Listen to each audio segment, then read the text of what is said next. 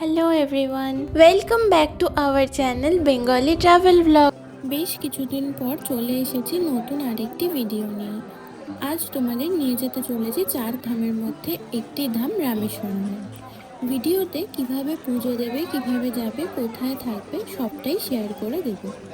প্রথমেই চলে এলাম অগ্নিতীর্থমে।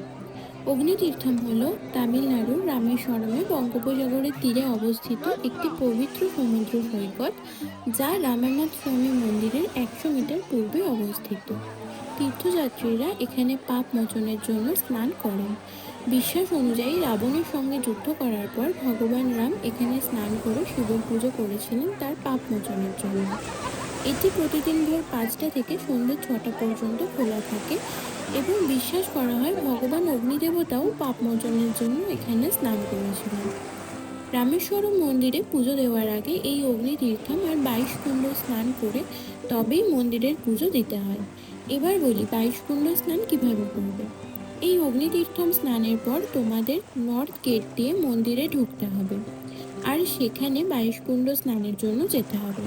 মনে করা হয় এই 22 কুণ্ড স্নান করে পাপ মোচন হয় আর বলা হয় ভগবান শ্রীকৃষ্ণ কংসকে হত্যা করার পর তার পাপ মোচনের জন্য এখানে এসে স্নান করেছিলেন।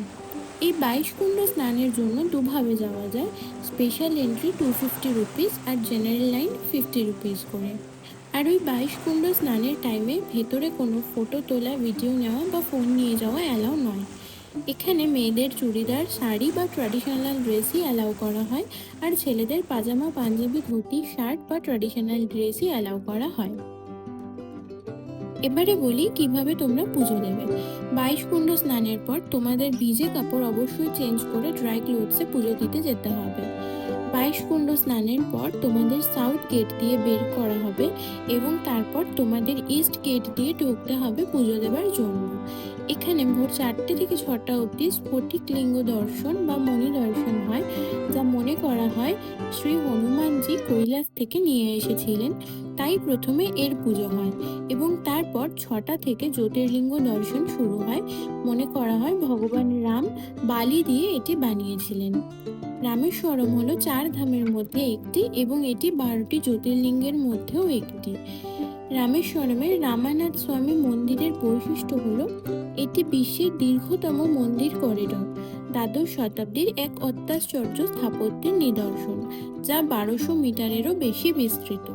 এখানে প্রায় 1212টি সূক্ষ্মভাবে খোদাই করা গ্রানাইট স্তম্ভ নিয়ে গঠিত, যার প্রত্যেকটি প্রায় 9 মিটার বা 30 ফুট পর্যন্ত উঁচু, যা একটি অনন্য দীর্ঘ এবং দৃষ্টিনন্দন পথ তৈরি করেছে। এবারে বলি কিভাবে তোমরা রামেশ্বরমে আসবে। এখানে নিয়ারেস্ট এয়ারপোর্ট হলো মাদুরাই, সেখান থেকে গাড়ি বা ট্রেনে তোমরা আসতে পারো। আমরা চেন্নাই থেকে বাই ট্রেন গিয়েছিলাম ডিরেক্ট রামেশ্বরম স্টেশন অবধি। সেখান থেকে অটো অ্যাভেলেবেল রয়েছে, তোমরা অটোতে বা গাড়িতেও যেতে পারো। হোটেলটা মন্দিরের সাউথ বা ইস্ট গেটের কাছে নিয়ে এই ভিডিওতে তোমাদেরকে শেয়ার করলাম কিভাবে রামেশ্বরমে আসবে, কিভাবে পুজো দেবে এবং তার বিভিন্ন খুঁটিনাটি। এর পরবর্তী ভিডিওতে তোমাদেরকে নিয়ে যাব রামেশ্বরম ছাড়াও অন্যান্য যে ট্যুরিস্ট প্লেসগুলো আছে, যেমন পাম্বান ব্রিজ, ধানুষকোডি, বিভীষণ টেম্পল, পঞ্চমুখী হনুমান টেম্পল এবং ইত্যাদি ইত্যাদি আরও কিছু জায়গা। সেগুলোরও কিভাবে ঘুরে দেখবে সেগুলোর ডিটেলস নিয়ে আমরা নেক্সট ভিডিওতে আসবো। ততক্ষণ সবাই খুব ভালো থেকো, সুস্থ থেকো। আজকের মতো টাটা।